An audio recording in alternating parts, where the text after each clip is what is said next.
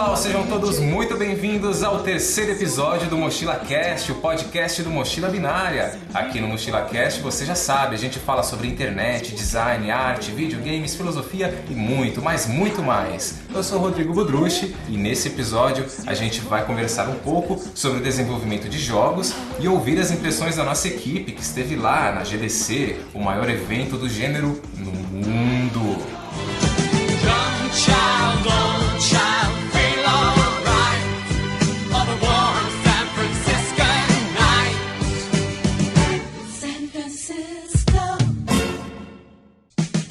E nesse episódio a gente está com o pessoal da Mucutu, que é a equipe de games da MKT Virtual. Estamos aqui com Maurício Matias. Olá, eu gostaria de agradecer o convite de participar no Mochila. Eu já ouvi todos os outros episódios, realmente são muito legais.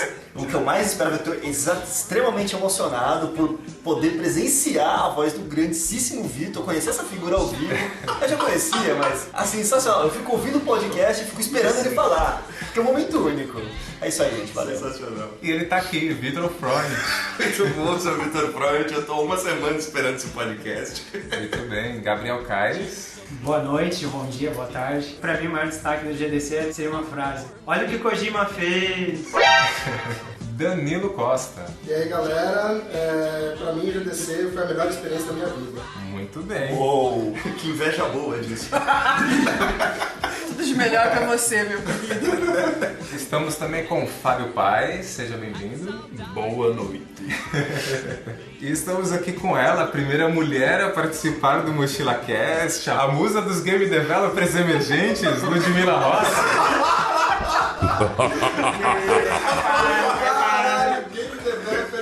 Sobe a plaquinha agora, né?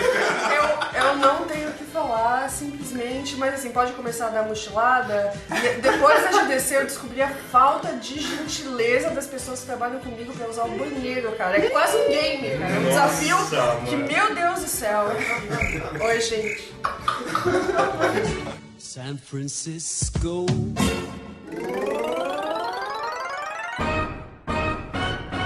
Muito bem, no episódio anterior, como vocês ouviram, nós falamos sobre os filmes dos super-heróis. A gente recebeu algumas mensagens. O Marcos Vinícius, ele disse que achou muito fera. Muito fera, será que é o quê? X-Men? Deve ser um termo, né? Uma gíria de cadeia, isso deve ser. Muito fera. Já o Gabriel Ferreira, ele mandou um e-mail, não, ele comentou no iTunes, ele fala: e aí pessoal, estou gostando bastante do podcast, o programa com uma conversa descontraída, muito bem humorado, legal. Gostou dos comentários sobre os filmes de super-heróis, mas quais são mesmo os movimentos da Mulher Gato? A Mulher Gato. O movimento da Mulher Gato é uma coisa muito videogame, né? A gente tá falando de filme de super-herói, cara. Acho que esse cara deveria rever um passo dois. Será que ele tá falando dela na moto no filme e tal? Ela tem grandes movimentos naquele filme, né, cara? Assim, grenadas, né? Coisa bacana, né? Enfim, né? Mas o movimento em si, sei lá. Ela usa o chicote e ela é ladra, né? Fica na imaginação, melhor. Exato, keep in mind. Nosso amigo Rafael Casuriaga mandou uma mensagem. Um beijo, Rafael. Beijo? Te amo. Ele tem uma mensagem justamente pra você. Olha só. Ele disse que o Vitor é tipo o Bira do Jô. Né? A gente só as risadas, né, do Vitor. Né? Se liga. E ele disse que a gente esqueceu de comentar sobre as Tartarugas Ninja, realmente. Ah, é verdade. Que foi um filme bem feito na época e também começou com os quadrinhos. As Tartarugas Ninjas, quando elas começaram, elas eram todas com a bandana vermelha. E elas eram bem mais assassinas do que elas era eram. sanguinário. Aí entrou o desenho animado, cada uma ganhou uma cor, uma personalidade, ficou tudo meio fofinho, e aí ficou pro buraco, né, cara? Mas enfim. Mas as crianças gostaram. Gostaram, Vou mas trabalhar de bandana vermelha. E você matou Você matou a pessoa? Que legal, Será cara. que um dia eu vou colocar como um sinal? O dia que eu estiver de bandana vermelha é porque eu tô violento. Dia do Rambo, né? Bom, e nós tivemos também as batalhas binárias do episódio reproduzidas no Facebook. Até o dia de hoje, né, da gravação desse episódio, nós tivemos as batalhas de Batman e Wolverine. Quem ganhou foi o Batman, ao contrário do Mochila Cast, onde quem ganhou foi o Wolverine. Na batalha entre a Mulher Gata e a Viúva Negra, deu a Viúva Negra. Massa. No Mochila Cast quem ganhou foi a Mulher Gata. Eu acho que eles foram no embalo da atriz. Eu não sei. Eles viram a imagem da Scarlett. Eu compartilhei todos, é só você ver os que estão compartilhados. Acho que eles viram a imagem da Scarlett e não pensaram duas vezes. Difícil, né? Na batalha entre o Super-Homem e o Homem-Aranha, aí foi igual no podcast, deu Homem-Aranha. Olha só. Amigo da vizinhança aí, dando um Amigo banana da pro molecada. Superman. E na batalha entre a Liga da Justiça e os Vingadores, assim como no podcast, deu os Vingadores de lavada também. Mas O único que curtiu a Liga da Justiça foi o Renato. eu acho que sim, cara. Eu falei, se o Batman fosse os Vingadores, cara, a DC nem existia. Muito bem. Bom, pra você então participar dessas batalhas binárias e saber dos nossos bastidores aí, curta a nossa fanpage no Facebook e depois também avalie a gente lá no iTunes, deixe o seu comentário e, é claro, aproveite e ouça os episódios anteriores do Mochila Cast. Partindo agora então para a nossa pauta principal, vamos falar sobre a GDC, a Game Developers Conference, uma feira que acontece todos os anos lá em São Francisco, nos Estados Unidos. Esse evento ele tem atividades como palestras, premiações, mesas redondas e conta com a presença das mais importantes empresas do desenvolvimento de jogos do mercado. Ela começou há 26 anos com uma reunião informal entre alguns desenvolvedores e atualmente ela é considerada o maior evento do mundo na área de game dev. A última edição, que foi essa que o nosso pessoal teve lá, ela reuniu quase 25 mil membros da indústria durante uma semana. Ela apresenta as novidades mais importantes para plataformas, serviços e ferramentas para esses desenvolvedores, ajudando a impulsionar a indústria internacional de jogos. Aliás, muitos game devs acham que a GDC bate a E3 em importância. Polêmica. Bom, então o pessoal da Mukutu, que é o nosso estúdio de games aqui da MKT Virtual, teve lá e vai falar um pouquinho pra gente das impressões deles desse evento. Diga aí então, gente, foi legal, essas palestras, os painéis, o que a gente teve lá de interessante? Primeiro que para começar, um evento qualquer no exterior é uma experiência muito forte, porque você percebe o nível de profissionalismo de organização deles, não desmerecendo nenhum evento que eu já tenha participado no Brasil, mas o pote é outro, a proporção é outra. O evento é gigantesco, ele acontece no mesmo lugar que é o Moscone Center, que é o lugar onde a Apple lança seus produtos, aquelas vezes que o Steve Jobs foi lá fazer lançamento de produtos, é lá que acontece. Incredible, amazing. Era incrível e difícil ao mesmo tempo, porque você tinha que selecionar entre, às vezes, 6 palestras simultâneas, tentar escolher a sua palestra. Todos os temas que envolvem games, você encontrava uma palestra ali no meio. A gente se dividiu lá, eu me foquei muito em palestras de free-to-play e monetização, e deu pra aprender muita coisa, assim. E o prazer de você estar onde está todo mundo, de games do mundo, é uma coisa incrível.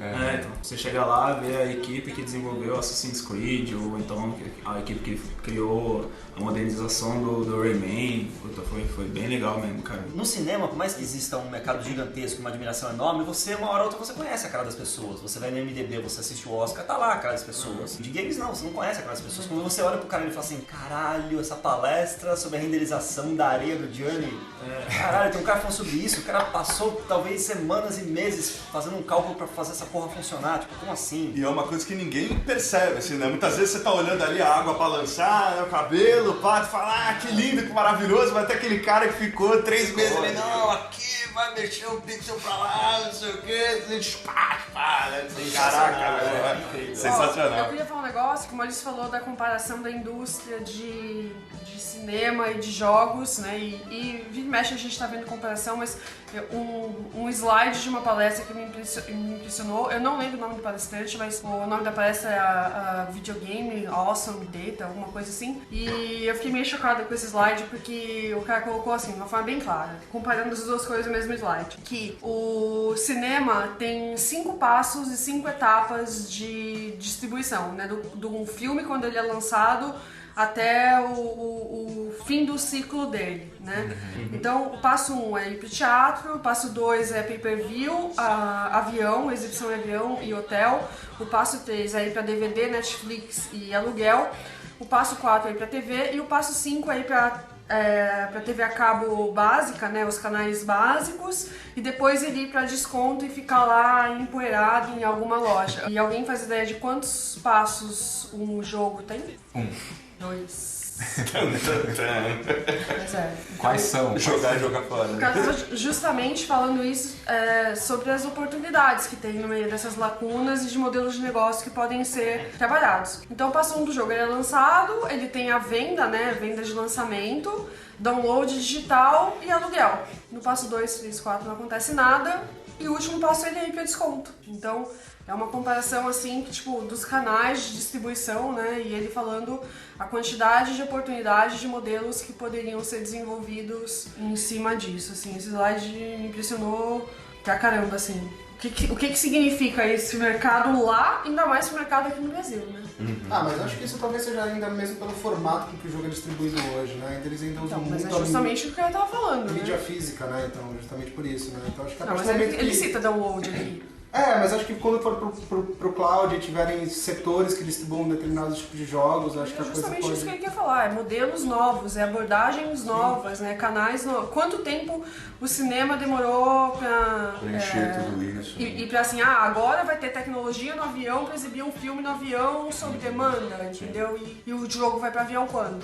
tinha uns joguinhos lá. O avião tá antes da TV, né? Excelente. Que loucura isso no avião, antes Bom, da o TV. Fernando me contou isso, eu fiquei meio de queixo. Assim. Caraca, meu, surtei agora. Vai pro hotel. Quando vai ter jogo em hotel já disponível lá? Você chega e joga um jogo. Vou jogar Metal Gear. Então, não só isso, não só nos meios físicos, né? Mas ele não fala o que é, né? Ele só fala que tem oportunidade aí. Enfim, essa conversa foi muito boa. Né? Bacana mesmo. Eu fiquei 2 dias na Game Connection e 3 dias no GDC. Game Connection só business, não assisti palestra, foi totalmente focado em negócios. E o Game Connection devia ter ali umas 10 empresas do Brasil tal, participando também. A gente foi através de uma parceria que a gente firmou com a Apex. Enfim, exportação de software, eles têm uma área lá, um guarda-chuva embaixo que é a área de games e tal. A gente acabou descobrindo essa oportunidade por conta do Big, que foi um post que eu acabei escrevendo lá no Mochila Binária. Então assim, o Big foi uma porta de entrada sensacional, mas os eventos lá fora são muito maiores, não tô usando a palavra melhores, mas são maiores e tipo, você pode ter, basicamente você tá ali podendo se conectar com qualquer pessoa que você quiser, né? Não é tão assim, mas se você insistir é isso. Até mantendo essa conversa aí, uma das outras oportunidades que você tinha a participar do evento, não eram todos os tickets que permitiam isso. O nosso ticket permitia acesso ao GDC Matchmaking. Então você tinha um software no site, não, eles chamam de software, né? Mas uma ferramenta dentro do site, onde você logava, tinha a lista de praticamente, acredito eu, todas as empresas participantes do evento, de qualquer tamanho, de todos os tipos, inclusive os principais players do mercado, o Unity e todas as outras, e você poderia tentar marcar reunião com eles. Então você ia lá, propunha uma reunião com uma pessoa qualquer, falava sobre o que você queria conversar, antes disso você já tinha preenchido o seu perfil, o que você busca, o que você oferece, e você podia tentar marcar reunião com as pessoas. A gente conseguiu fazer algumas e é uma baita oportunidade, assim, porque você pode conversar com diversos players do mercado e oferecer diversas coisas para eles. Foi bem interessante, assim, é uma oportunidade meio única.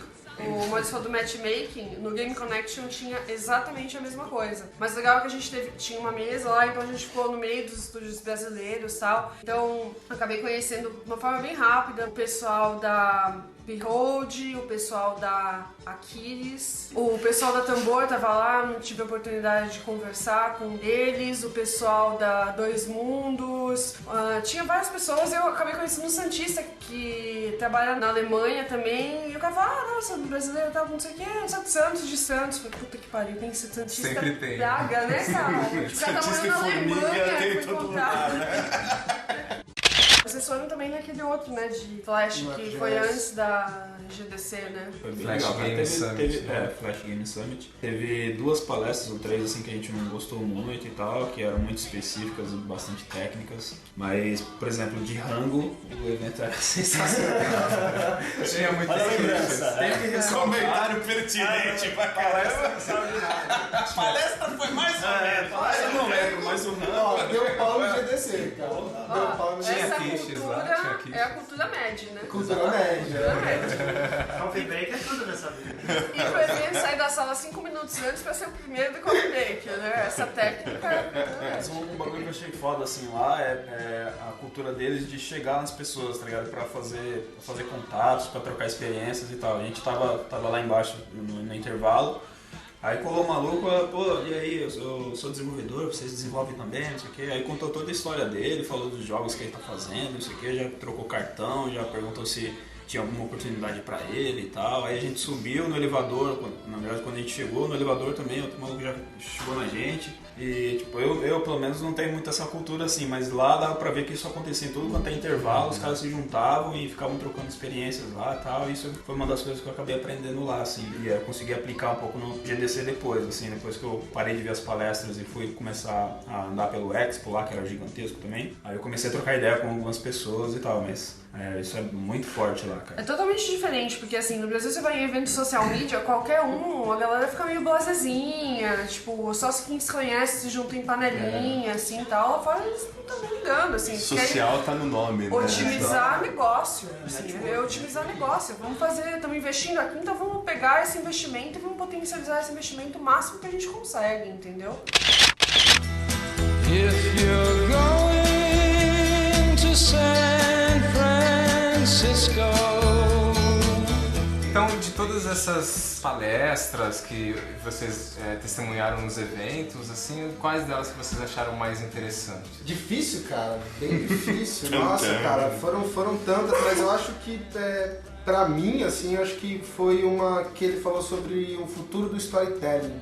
Eu comecei assistindo as palestras de inteligência artificial, né? Mas chegou num ponto que as palestras eram pesadas demais, assim, pro que a gente ia usar agora no momento do futuro, né? E acabei caindo nessa aqui do storytelling, se eu não me engano, acho que até uma palestra que a Lud ia assistir, mas por conta do outro evento que ela foi, ela acabou não assistindo.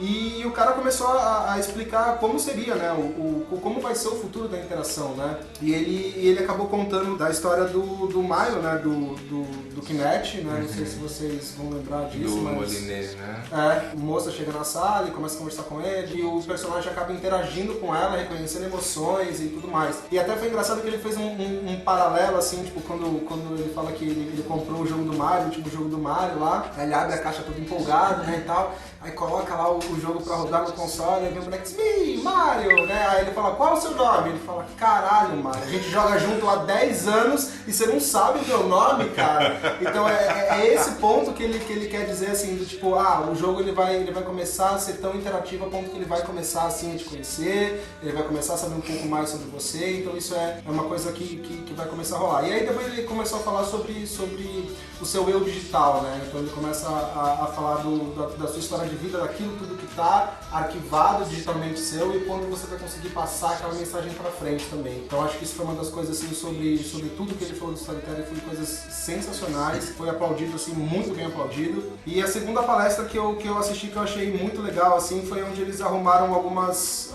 arrumaram não, né? Onde eles apontaram algumas brechas de roteiro, né? Eles compararam bastante, assim, roteiro com gameplay. Então uma das coisas engraçadas é que ele usou um paralelo com Final Fantasy VII, onde a Aeris morre, né, no Final Fantasy VII, quem não jogou jogue, mas O jogue está bem. Olha o spoiler, né? Tipo, agora não. mas é um spoiler de, sei lá, uma hora de jogo no começo, ela morre. Só que tem um problema, porque no gameplay existe um item chamado Phoenix Down que você revive o seu personagem. Então, assim, ou seja, a história do game, que era o que passa no CG, né, a eles morrem, só que no jogo você tem o Phoenix Down, então eles falaram, por que caralho não deram o Phoenix Down pra eles reviveram ela, né? Então eles estavam começando a contar como você tem que amarrar muito bem a história do seu jogo com o seu gameplay, né? Então ele, no caso deles lá, estavam fazendo um jogo de Tower Defense com zumbis, né? Então acho que ele começou explicando que esse era o tema, né, do jogo, e depois eles começaram a avançar com o gameplay e foram voltando com a história. Então eles acabaram montando a coisa nos dois sentidos, né? E eles foram muito questionados, eles falaram que não tem muita ordem. Você pode ter uma história na sua cabeça muito boa e montar o gameplay em cima daquela história para contar ela, ou então você pode ter um gameplay muito interessante e depois você volta montando uma história em cima daquele gameplay, mas tipo, sempre amarrando as coisas, que ele falou que são as coisas fundamentais a você amarrar isso tudo. Sobre a minha experiência com palestras, eu não vou citar nenhum específico, o que eu vou citar, acho que talvez seja mais uma das mensagens só que eu consegui pegar, que é um pouco óbvio do óbvio, até porque tem diversas áreas que estão assim, que ninguém sabe de nada. É um mercado que existe há muito tempo, mas é um mercado que está se descobrindo demais. Então, especialmente sobre monetização, onde tem diversos modelos sendo criados, ninguém sabe de nada. Então, era palestra atrás de palestra, e eu vi em mais de uma palestra o cara colocando isso em tela cheia, ocupando a tela inteirinha ainda. Ninguém sabe de nada. Vai falar sobre monetização? Ninguém sabe de nada. Vai falar sobre jogos de Facebook, do tipo Fazendinha? Primeira versão, listou vários jogos. Primeira versão, milhões. Segunda versão, fechou. Primeira versão, milhões. Segunda versão, fechou. Primeira versão, milhões. Segunda versão, milhões. Porra, qual que é o padrão? Não sei. Ninguém sabe de porra nenhuma. Então os caras estão desenvolvendo, estão todo mundo olhando pra zinga, mas os caras às vezes quebram a cabeça. Então assim, tá todo mundo descobrindo. É muito interessante assim, porque tem muita coisa pra ser feita e o mercado ainda tá tentando entender qual que é o movimento. No final do FGS, eles fizeram uma rodada de perguntas e respostas lá, e uma das coisas que tava mesmo assim na minha cabeça foi a que eles fizeram lá, assim, a corrida pelo ouro no mercado de games acabou, né? Então, ou seja, ou tem mais dinheiro ainda pra sair dali. De games casuais, mobile? Sim, em termos de mobile, né? Porque aí a gente tira um pouco essa, né, os jogos AAA, você arranca eles um pouco desse cenário, vamos falar um pouco mais indie games, jogos mobiles e tal, porque assim, saturou, né? Então assim, se você for acompanhar, tá realmente saturado, mas o legal é perceber que, tipo, eles têm essa visão, assim, tipo, não acabou, então assim, ainda tem muito dinheiro pra ganhar ali, é você saber fazer um jogo e não repetir mecânica, né? Eles falam bastante disso, assim, tipo, muita gente, você faz uma mecânica e vem, tipo, 3, 4, 5, 20 na jogos sequência, com a mesma mecânica, mudando história, aquilo, né? Então você vai fazendo dinheiro. Acaba te cansando. Então aquilo ali tipo, acaba saturando o mesmo mercado. Mas assim, se você conseguir, primeiro, arruma um publisher legal, se conseguir arrumar um publisher legal, tipo, ter uma história original, o jogo sim tem como fazer dinheiro e ainda tem espaço para bastante coisa. Mantendo esse tema, assim, uma coisa que eu achei interessante também, bastante quando eu vi, a gente criou o Mokutu, desenvolveu o primeiro jogo, o publisher é legal, a gente vê diversos movimentos com jogos sendo desenvolvidos e a gente fica pensando, bom, que tipo de jogo a gente vai desenvolver? A gente vai desenvolver uma fórmula pronta, a gente vai fazer uma coisa inovadora, e uma palestra falou sobre isso. Na verdade, acredito que duas palestras, uma que me chamou muito a atenção, que eles estavam colocando alguma proporção sobre que tipo de jogos desenvolver. Tinha uma proporção lá, ele não precisava em números, mas ele dividia em, sei lá, 4 tipos de jogos. Jogos usando a fórmula pronta, jogos que você inovava muito, coisa que ninguém fez, você pegar uma fórmula pronta e colocar um improvisinho e mais um quarto modo que eu não me recordo agora. Mas assim, é pra gente pensar que às vezes você tem que pegar uma fórmula pronta, porque pode ser um jogo que dê dinheiro. Tudo bem, é uma palestra sobre monetização, mas assim, que fórmula que a gente vai utilizar? Candy Crush, né? Foi bem isso. Exatamente. Candy Crush é um jogo super conhecido e, os caras conseguiram inovar e os caras estavam patrocinando boa parte do evento. Na cidade toda. Na cidade toda, a porra telefone tinha... das balinhas, mas que porra que é aquela? Tem os babaca na rua, né? Outra coisa interessante pra comentar em cima do que o Danilo falou é sobre essa coisa de fórmulas repetidas ou inovações. Legal, temos que inovar, mas outro dia eu li um artigo sobre a indústria de cinema e que tem diversas produtoras de efeitos visuais do mercado de filmes em volta de Hollywood que estão falindo, estão fechando, porque a concorrência está tão grande e os preços estão sendo baixados tão bruscamente que eles não estão conseguindo competir. Então você pensa, tem jogos gastando mais que o desenvolvimento de um filme, o que vai acontecer? Qual será que é o cenário próximo, assim? Eu queria engatar um negócio que o Maurício falou aqui, dos gêneros e tal. Tomara que eu lembre exatamente. É assim mesmo. Chama Mobile Content, The Gap. O cara explicando a diferença entre o que tem disponível na Apple Store e a quantidade de jogadores que demandam aquele tipo de jogo. Ou seja, esse cara não me deixou dúvidas nenhuma que ainda tem bastante dinheiro pra ganhar. Claro que a concorrência vai ficar cada vez mais acirrada, cada vez mais em palestras. Também ouvi muita gente falando que ninguém vai conseguir fazer as coisas sozinho. Ouvi também dizer, e se a gente sente na pele isso, que todo o risco está ficando com os criativos, ou seja, quem é de negócio não está correndo mais risco, que ressalto que deveria estar, né? Eu acho que o negócio tem que ser risco para as duas partes. Vai ganhar junto, né? Então Exatamente. Os criativos estão ficando com todo o risco, o que é bem complicado, mas ao mesmo tempo existe um gap assim. Hoje, vamos pegar uma categoria aqui que acho que interessa bastante pra gente.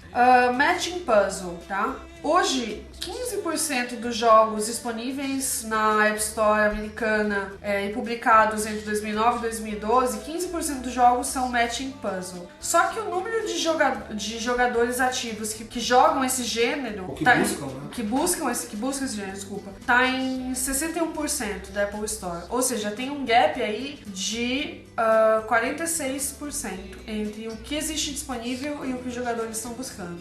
O maior gap tá aqui, o Word Puzzle, que tá entre 4% e 62%. Caraca. Mas tem assim, um slide muito interessante. Tipo, RPG. Hoje 2% só dos jogos disponíveis na App Store americana são RPG, mas tem uma demanda de 17%. E os jogos de luta, 1% da Apple Store e a demanda é 18%. Enfim, tem um monte aqui. Espaço pra caramba. O que eu acho que tem menos diferença entre um e outro são os arcades, que tem 24% disponível na Apple Store e demanda de 35%. Então, pô, depois que eu vi esse slide, eu falei, meu Deus. Bom, vamos decidir agora qual que vai ser o próximo jogo, então? Bora. O nome desse palestrante Luta. é Geoffrey Zetkin. Ele é de uma empresa chamada IDAR. Ele trabalhou como desenvolvedor e tal. Parece um cara super legal. Ele é super sério, não fazia nenhuma graça e tal, mas ele apresentou dados assim. Eu saí de lá falando, qual é o próximo? É legal falar também, assim, quando... isso eu reparei no GDC Expo, né? Quando a gente tava visitando lá, dando um rolê lá. Em alguns stands lá, eles estavam com espaço para oferecer empregos, né? Com vagas de empregos abertas em vários stands. Eu não vou lembrar agora o nome do jogo, mas era um jogo bem conhecido, cara, eu precisava ter notado isso. E eles estavam com o espaço aberto, na verdade eles não estavam mostrando o jogo, né? Eles não tinham tinha o nome do jogo no topo do stand e eles não tinham nenhum iPad, nenhuma TV, nada mostrando nenhum gráfico do jogo. Eles estavam simplesmente com os formulários na mesa e a galera chegava lá para poder se inscrever, para poder concorrer lá, participar, né? Mostrar os skills lá para poder entrar numa vaga. E o que aí, a segunda coisa que mais me impressionou foi a parte que, assim, era uma fila de designers, davam a volta no stand todo para poder se apresentar lá e a fila de programador zerada. A moça do stand passava na fila dos designers lá, você não tá na fila errada, você não é programador, não, todo mundo com um portfólio embaixo do braço. Isso foi uma coisa bem foda. Eu esqueci de falar uma coisa da palestra do tal do Geoffrey lá, da The Awesome Video Game Data, que é o seguinte, também foi outro slide que me deixou de queixo, assim. Money spent without permission in the past year, ou seja, criancinhas gastando dinheiro dos pais na Apple Store sem autorização. Coisa do demônio, né? Tipo, a gente tá fazendo jogo para as criancinhas irem lá torrarem o cartão de crédito dos pais, né? Yeah! Beijo criancinhas, né? Criancinhas. Isso na Expo... Tipo, é o pedófilo do jogo, né? Pedofilia gamer, né? Um jogo com o tiozinho. Venha nós, os menininhos, Mas o legal disso é que eu vi na Expo uma solução que uma empresa chamada Virtual Pig deu pra isso. É, do Coffee Eles mas essa Virtual Pig não tá com nada, né, meu? Eles fizeram um PayPal pra crianças, onde o pai vai lá, deposita a mesada lá no Virtual Pig, Sucesso. um porquinho, e a criança ela pode só gastar o que tem lá dentro, e se ela, todo mês ela tem um dinheirinho lá que o próprio pai dá, então a conta é dela. Eles não dão crédito, não tem juros também. Não tem nada. No fim do mês a criança acumula crédito. Agiota de criança. Aquela cara, porra! A ideia é muito legal porque o pai escolhe quanto que vai pro filho e o filho tem a liberdade. Não tem aquela coisa da dúvida, de ficar desconfiando. Você quer nem burlar canal de internet, né? É, Nunca dá certo. A porcentagem é a seguinte, 12% do dinheiro gasto sem autorização é acima de $50. Nossa. E a maior porcentagem, que é 24%, não, na verdade tem duas que empatam, né? De 10 a 19,99, 24%, né? Ou seja, R$40 todo mês. E de 3 a 9,99 é a mesma coisa. Então, O jogo impressionante. da Vila dos Smurfs lá, eles até saíram algumas foi um matérias, case, né? Foi um né? case, né? Que teve exatamente sobre as crianças gastarem dinheiro lá, porque não tinha uma trave, eu acho que ainda Foi no começo. Foi no né? começo, ainda não tinha aquela trave e tal, não sei o que, então você podia comprar direto, as crianças foram lá, arregaçaram, os pais entraram contra a Apple. Que pariu, né? Tipo, bater criança, foi preso, né? Tipo, deve ter sido uma zona foda o bagulho. E você, Fábio, das palestras que você viu? Então, cara, eu separei duas aqui, mas também é meio difícil escolher. A primeira foi tipo uma mesa mesmo, só com um cara top assim no mercado, por exemplo, um dos fundadores da Unity, uns representantes nas Américas da Gameloft ou da Blue, não lembro direito agora. Eles falando sobre o futuro do mobile. Falaram sobre a utilização de periféricos para jogar com o celular. Então, por exemplo, lá na Expo tinha um controle da Nvidia que chama Shield, se não me engano, o nome do projeto. E é basicamente uma cópia daquele Moga, não sei se alguém conhece, tem o site aqui, mogaanywhere.com. É basicamente o controle, imagina um controle, sei lá, da Xbox, ele tem um conectorzinho horizontal assim, onde você coloca o seu celular Android e aí você consegue jogar com o controle os jogos que estão dentro do Android. Só que esse dispositivo da Nvidia não precisa do celular, é tipo sei lá, um PlayStation Vita, sei lá. Só que ele funciona todo no sistema Android. Então, por exemplo, você que programa em Unity pode ir lá e compilar e colocar para vender lá.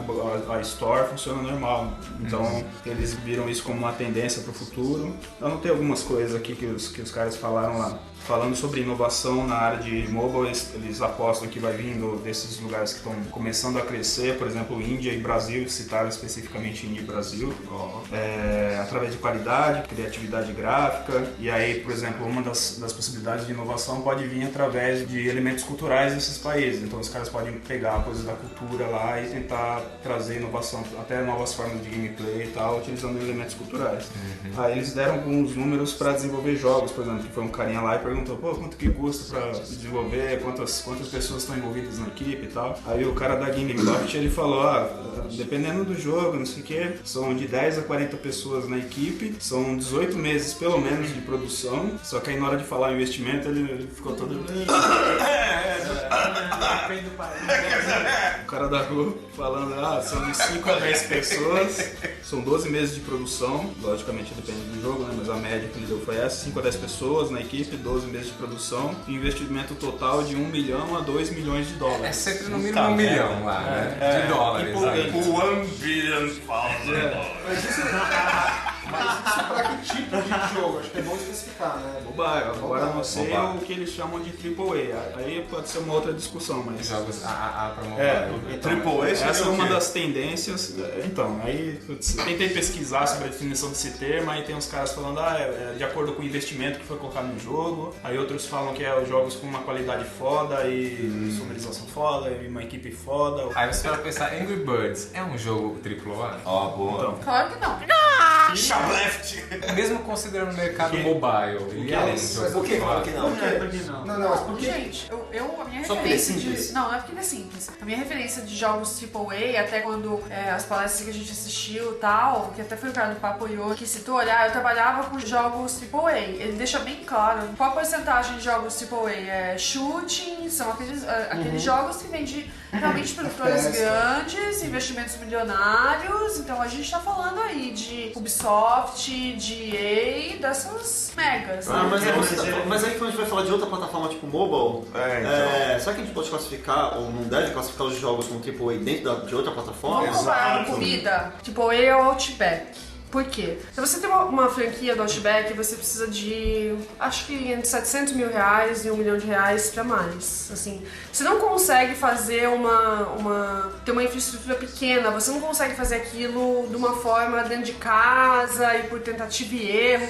Você precisa de muita estrutura, muita demanda, muito treinamento, muito tudo. Vou comparar o Angry Birds com o McDonald's. Você também precisa disso, também precisa de escala. Mas você pode comer com pressa. Né? E o investimento, uma franquia do McDonald's e uma franquia do Outback é totalmente diferente. Eu acho que essa é a metáfora para definir pra mim o que é AAA. E eu não faço parte desse universo AAA. Mario é AAA? Mamma mia! Mario, com certeza, se você depende do game. Se você pega um Mario Galaxy da vida, é um AAA. Em 90 e alguma coisa. Agora, eu não considero um Mario Bros. U AAA. Polêmico, hein? Polêmico. Tive a oportunidade de jogar e é bem bom, viu? É legal? E o Journey, por exemplo? É AAA. É AAA. Mas ele tem a sua classificação de gestão de pequeno. Mas pô, isso foi pra casa da Sony, cara. A empresa é pequena. A Sony não interessa se a empresa é porque não grande. A Sony bancou, a AAA, o perfil da equipe é AAA. Se vocês tivessem assistido a palestra do Journey, vocês não falariam Então vamos lá, isso. fala sobre a palestra do Journey. Eu prefiro que o Fábio fale do Journey e eu falo do Papoyo. Eu posso falar um pouquinho da palestra, depois você complementa se eu esqueci alguma coisa. Só voltando, sobre palestras no GDC, eu tava falando dessa The Future of Mobile Game, e aí os caras apostam que no futuro próximo aí os jogadores vão começar a pedir que esses jogos do mobile tenham algum tipo de experiência mais imersiva. A gente chega meio com uma coisa meio polêmica aí, porque coisa de MOBA são mais jogos casuais, mas eles estão apostando que vai partir dos próprios jogadores isso de ter um jogo mais imersivo, com qualidade mais alta, etc. Porque vai chegar uma hora que eu também vai ficar saturado de tanto jogo casual, então sei lá. E aí sobre a palestra do Journey, que foi o próprio Genova Shen que fez lá, foi foda. Ponto, né? Acabou, obrigado. Beijo, Genova. Pra pontuar algumas coisas, foi, por exemplo, o lance da jornada do herói, lógico, né? Tudo quanto é filme e jogos você acaba vendo isso, mas a inspiração no 3-act structure, que eles chamam, tipo, estrutura de 3 atos. Sim. Ele pegou essa estrutura de planejamento emocional, vamos dizer, e separou isso tudo em todas as fases do jogo. Então eles tentaram planejar um fluxo de emoção, que eles chamam de flow lá, de forma que o jogador se sentisse daquela forma durante todo o jogo. Ele mostrou esse flow, que representa ali como que o jogador vai se sentir durante o jogo e tal, durante as fases. E aí o bacana foi assim, eles fizeram pesquisa e tal para avaliar se o que eles queriam de que o jogador sentisse em determinado momento do jogo estava funcionando. E ficaram aí, acho que 2 anos para conseguir fazer até a última fase, só que chegou na última fase eles não conseguiram atingir um pico nos extremos. Por exemplo, quando chega nessa estrutura dos 3 atos aí, no finalzinho você tem um extremo onde você fica super tenso e tal. Clímax. Isso, exatamente. E aí você tem um pico lá de clímax, que seria o ápice de tudo, né? Ali seria o ponto principal. No jogo ele fez o seguinte, ele criou um momento lá que provavelmente é a hora que você está subindo a montanha, que tem aquele vento gelado e tal, e você precisa de outro companheiro com você no jogo para conseguir subir a montanha mesmo assim com dificuldade. E aí quando você vai começando a subir e chega na metade, vamos dizer, você acaba morrendo. Para conseguir chegar nesse ponto de emoção, eles chegaram pra Sony e falaram, vai ter que levar mais 1 ano pra gente fazer a fase final do jogo. Caraca, meu irmão. Imagina os caras chegam a fazer. Então, Só mais 1 ano. No volume agora, a gente vai precisar. Aí o cara da Sony O cara tem que subir a montanha. Tá bom, deixa o seu rim aqui na mesa. Daqui a pouco a gente conversa. Mas um só. A gente penhora aqui, caso dê tudo errado, a gente não devolve, não. É legal falar que o Fábio tava falando, tipo, ele apresentou, que foi pra mim um dos slides mais legais também, essa roda da paleta emocional, né? Então você tem, tipo, aquela roda de Newton mesmo, das cores, e ali no vermelho tá todos os jogos de lutinha, todos os jogos de arminha, todos os jogos de corrida, todos os jogos de motocicleta, que são coisas muito ligadas ao universo masculino, que tá nessa faixa vermelha. Aí na faixinha laranja pra amarela tá o Angry Birds, o Tetris, o Bejeweled e o Fruit Ninja lá. Do amarelo pro verde tá Farmville, Pokerzinga, todos os jogos sociais, etc. É muito legal esse tipo de análise, porque ele fala que no verde, no azul e no roxo não tem ninguém. Seria onde tá o maior apelo emocional. Exatamente, assim. que é um gênero que o pessoal tá falando que é novo, né? Que são os emotional games. Cara, o Walking Dead eu acho que é um puta jogo, tipo, de que mexe bastante com esse tipo de emoção. Não, mas não é emoção de você mexer, de você ser tocado pelo jogo. Não, eu sei. É emocional de narrativa. Sim, você tava escutando os sentimental. Mas assim, tipo, eu vi muita gente lá falando assim, jogos de drama que tem um final triste e tal, que isso não tem muito.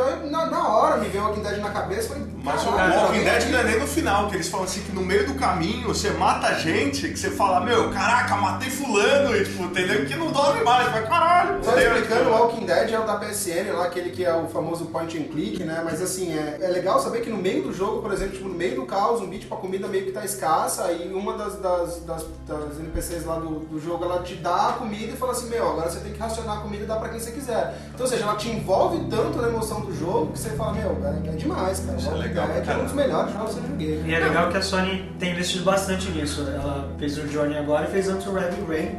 Talvez o melhor jogo que eu já vi. Eu comprei o Play por causa desse jogo. Chegou no ponto de eu estar pra me ver tenso no jogo, assim, falando, por que eu tô tenso jogando isso? Sabe? E ainda mais quando eles começaram a usar o Move, nossa, tu começa a participar da história do jogo de verdade com o teu corpo. Por exemplo, tem um momento que um carro cai na água e aí o próprio jogo te faz você ficar com as mãos atadas, assim. Os movimentos que o jogo pede, tu tem que ficar com as mãos atadas, tu tem que se livrar daquilo no tempo passando. E o mais legal do Heavy Rain é que se tu não conseguir, a história continua.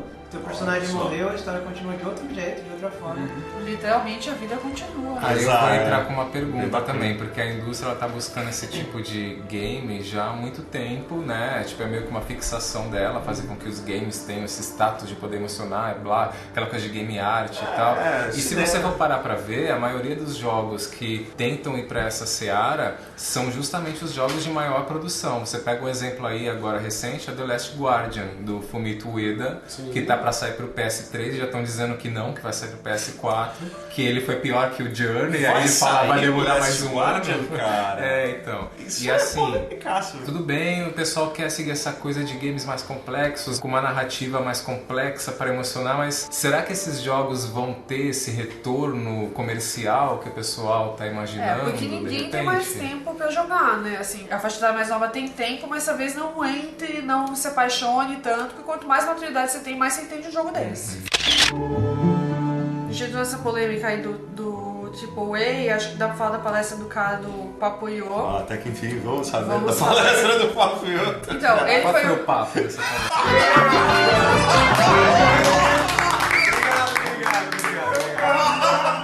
Que merda, cara. Para de rir, não foi engraçado. Então, eu tinha ouvido falar, esse jogo tava no Big em exposição, ele ganhou algum prêmio no Big que eu não me recordo qual, tipo uma premiação e tal. E era engraçado porque tipo, o jogo ele tinha uma cara de bugado, sabe? Pra quem trabalha. De quem. Não sei. Não fala isso porque o cara é muito legal. É meu amigo. Você cai do nada, você tá dando. Entenda o contexto pra criticar. Abre o seu coração. Velho, esse jogo é uma bosta, Não me Dark. Tá bom, deixa eu contar. Vamos lá. Então ele tinha uma estética assim, e pra quem trabalhou com web, assim, era meio que, sei lá, ou a imagem dentro do Flash aparecendo um layer diferente, ou ativar um layer do Photoshop na hora errada, sabe? Tinha essa estética, mas eu achei meio legal por isso, assim. Aí eu joguei um pouquinho e tal, mas enfim. Eu acabei sabendo mais da história do jogo quando eu fui lá no Happy Hour do Big, e uma das produtoras do jogo era uma brasileira e tava lá. Ela contou, não, porque a empresa que eu trabalho é super legal, chama Minority, a gente tem um jogo que é o Papoyo, a história é linda, que não sei o quê. E ela me contou assim de uma forma super sensível, que legal, né? Foi acho que o primeiro contato que eu acabei tendo com esse gênero de ser um jogo em 3D, tudo bonitinho, que não tivesse o foco de dar tirinho e matar alguém, e resgatar e ter o dragão e etc. Então, eu achei a temática diferente. E aí, enfim, vou contar a história, parte da história eu já sabia, parte da história eu não sabia. Primeiro que a palestra do cara foi sensacional, né? Ele desenhava e montava a palestra meio em tempo real, assim, tipo, muito legal. Então ele pegava e contava a historinha e desenhava. Esse sou eu, essa é minha mulher, esse é meu cachorro. Assim, muita gente que acho que tava lá também já sabia, né, da história e tal. Ele começou falando que ele trabalhava na EA, mas o foco dele, o desinteresse dele de fazer games AAA pra EA foi a questão que todo jogo era jogo de tirinho, todo jogo tinha a missão de matar, de destruir, de salvar, mas que ele não sentia que aquilo acrescentava algo absurdo pra vida dele. E ele começou a se sentir mal, tinha um filho e tal, e foi em 2010 que ele teve o primeiro insight pra fazer o Papoyo. E aí ele contou toda a trajetória, que ele não sabia o que fazia, ele tinha aí um custo de vida de $150 mil por ano, ele teve que abrir mão disso, ele não tinha dinheiro pra investir no jogo. Enfim, foi contando aí toda a trajetória até ele decidir fazer o Papoyo. E aí, ele pegou, desenhou, prototipou, e aí ele fez um protótipo, tipo um vídeo, né, Fez um protótipo jogável. Fez um protótipo jogável, que era em preto e branco, sim, né? Sim. que tinha o Monster e tal, e mostrava performance, e foi isso que o protótipo até não era tão bem acabado. Foi que ele fez o paralelo do tigre, né? Tipo, que é bem legal. Puta, é verdade. Ele fez uma metáfora muito legal, que ele contou uma história, né, que o idealizador do Busch Gardens queria um parque temático, com montanha-russa, etc, e todo mundo só queria saber do Mickey. E pra fazer uma reunião que impressionasse, que convencesse os investidores a colocar dinheiro no Busch Gardens, o cara do Busch Gardens foi lá, deu uma palestra que não sei o que, e falou assim, então, a gente vai também ter um tigre. E nesse momento ele pegou um tigre e entrou com um tigre na sala de reunião. Todos os executivos assim, né? Sucesso.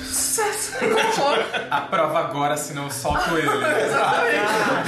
A porra do tigre na sala de reunião. Tipo, e o cara do Busch Gardens depois falando assim, porque quando você quer alguma coisa, você tem que botar o tigre na mesa. Fez a metáfora perfeita de que assim, se você quer ter um projeto, se você acredita em alguma coisa, você tem que levar até o tigre. Puta, o cara contando é muito melhor do que eu contando, vamos combinar. Mas enfim. E aí ele mostra o protótipo e tal, disse que os caras aprovaram, que ele ficou feliz da vida, que ele teve que procurar uma equipe, montar uma empresa, toda aquela história. Sem falar muito dos pormenores da palestra, é um jogo autobiográfico do Vander, que é o fundador da Minority, que conta a relação de um menino que mora numa favela do Brasil, não sei qual é exatamente a referência, a relação dele com o Brasil. Esse menino tem um amiguinho que é o robô, que guia ele, e ele tem um companheiro, um sapo, que acompanha ele também. E aí tem os personagens, o robozinho, o menino, o sapo e o monstro. O monstro é um rinoceronte dócil, só que ele tem problema. Quando ele encontra o sapo, ele vira o demônio.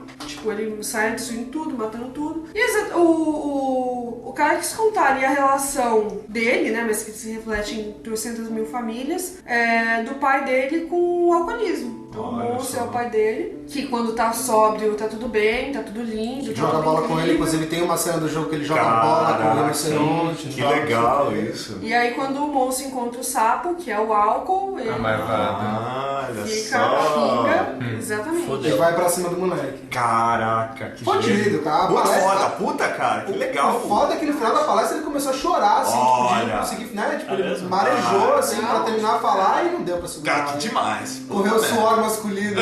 Suor masculino, né? In San Francisco, where the forest meets the bridge. O legal também de aí fazendo um compilado mais assim de tudo, né? É como o Brasil é visto, né? Lá no GDC, assim, tipo, muitas empresas falando do Brasil, assim, mas muitas mesmo, mas falaram muito de um mercado consumidor, né? Então, tipo, tem muita gente olhando pro Brasil, tão realmente de olho pro Brasil. Tem uma palestra que deu vontade de gritar, eu sou do Brasil e tal, porque o cara tava falando tão bem e tal, mas assim, ele fala do Brasil como aquele mercado consumidor, ele não fala do Brasil como um mercado capaz de criar alguma coisa.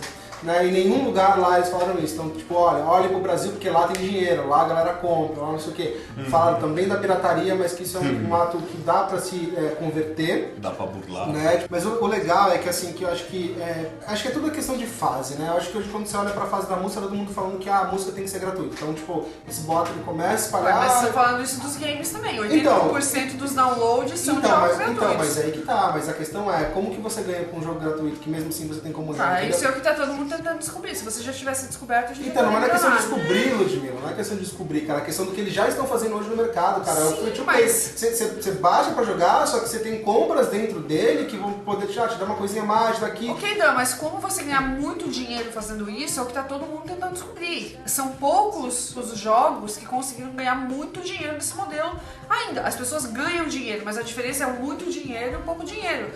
A diferença é faturar 1 milhão, milhões e milhões e milhões. Crush? É o que eu tô falando. Quantos Candy Crush tem? Quantos Angry Birds tem? Dá uma olhada no Top Gross lá da Play Store lá. Sim, mas não são...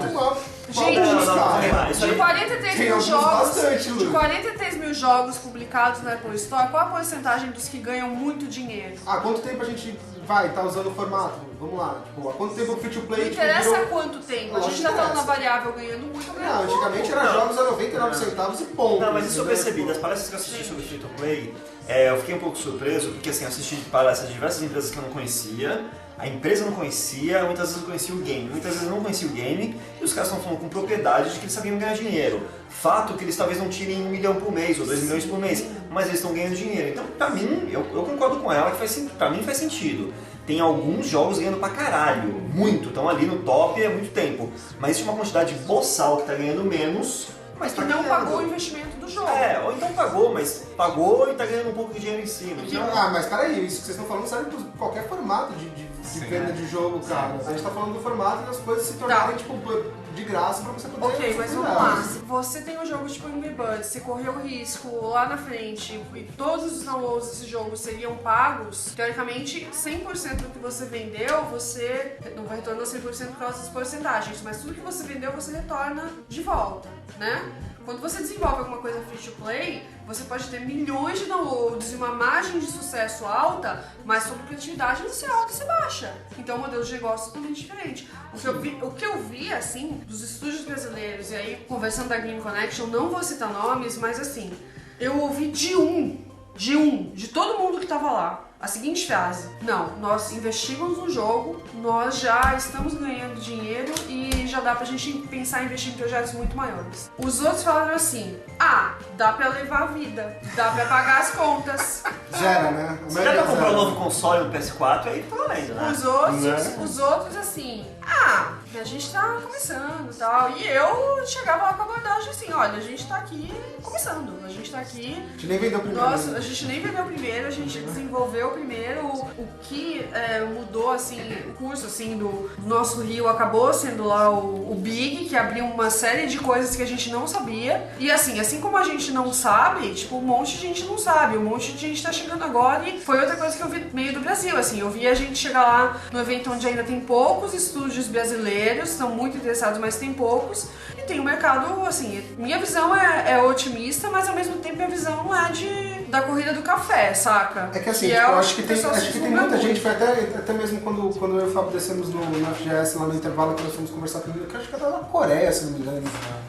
Acho que era da Coreia, mas enfim, eu tava falando, a gente tava conversando sobre o formato de trabalho, ele tava desenvolvendo um jogo dele lá, que ele tava passando tanto tempo, acho que 1 ano já quase desenvolvendo o jogo e tal, e tava preocupado com o lançamento.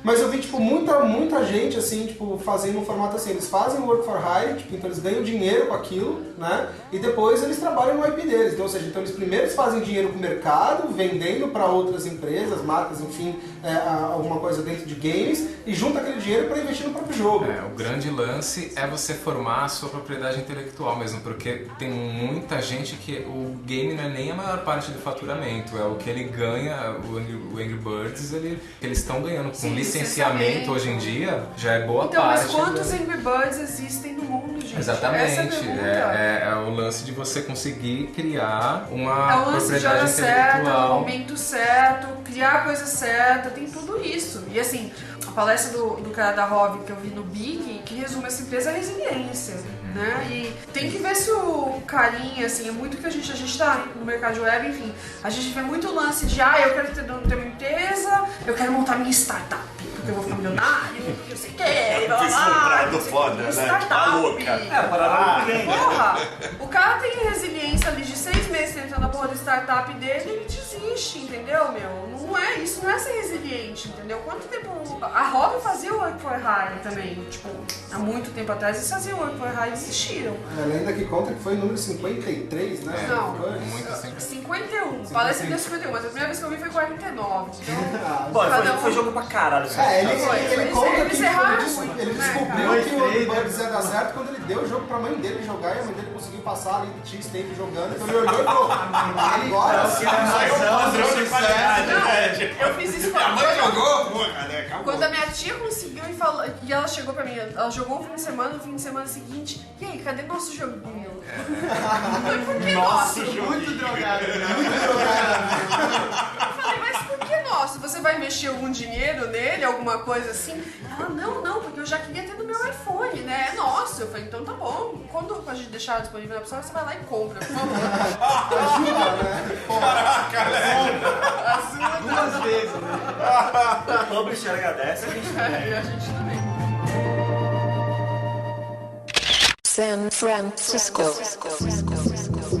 Eu queria levantar também mais acho que 2 pontos aí no caso do do FGS, que eu fui com o Fábio, que é assim, cara, primeiramente foi a frase polêmica do Flash tá morto, né? Então eles foi... Polêmica, mas assim, foi um lance que é legal, que eles falam assim, acho que o Flash hoje pra gente ele é mais como um morto-vivo, né? Porque ele morre todo ano, né? E tá aí pra sempre. Mas é o que eu tava falando pra molecada. Você vai no evento que os caras falam de JavaScript e HTML, eles vão falar que o Flash é uma merda e o HTML é foda. Vai no evento de Flash, os caras vão falar que Flash é foda e o HTML é uma merda. Mas a questão é, pra game... Dificilmente você vai ver alguém que fale, não, pra determinado tipo de jogo você pode usar o Flash em conjunto com o HTML, não sei o que, tipo, procura focar numa solução pro usuário, alguma coisa assim. Os caras querem, tipo, o timinho de futebol, tá ligado? Aquele é Santos, aquele lá é Corinthians, não sei o que. E o legal é que, tipo, não é tão divulgado isso, mas vários jogos AAA usam Flash. Ah, é? Sim, Batman, Unreal, Gears of War, usa a interface toda feita no Flash. E aí tem uma mega empresa chamada Scaleform lá,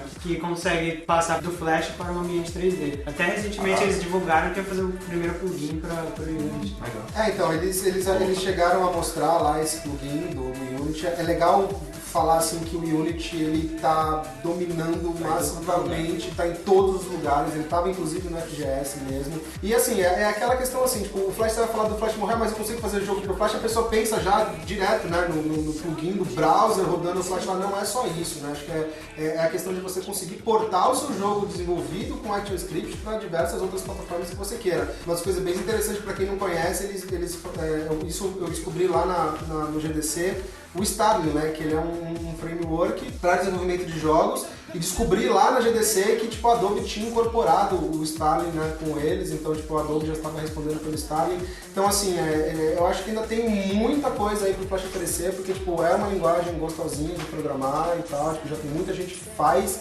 já programa com isso, então assim, é pegar todos esses skills e converter para construir o jogo, porque tem muita coisa boa que dá para fazer. Foi legal ver lá, principalmente no FGS, tipo, a impressão que deu do interesse da Unity de estar no evento e da Adobe utilizar o glamour que a Unity tem agora, do hype e tal. O que acontece é assim, você desenvolve jogos no Unity e você consegue publicar para o browser através de um SWF, que é o formato que o plugin do Flash lê. Então ele usa a popularidade do plugin do Flash, só que o jogo foi desenvolvido no Unity. Então fica aquele jogo 3D foda, com visual maravilhoso, e aí o cara da Adobe apontando o jogo como se tivesse sido desenvolvido no Flash. Não foi desenvolvido no Flash, foi desenvolvido no Unity, só que portado para o Flash. Um tá se escorando no outro, os seus benefícios. Só que nessa batalhinha aí, quem tá espertinho mesmo é a Unity, cara.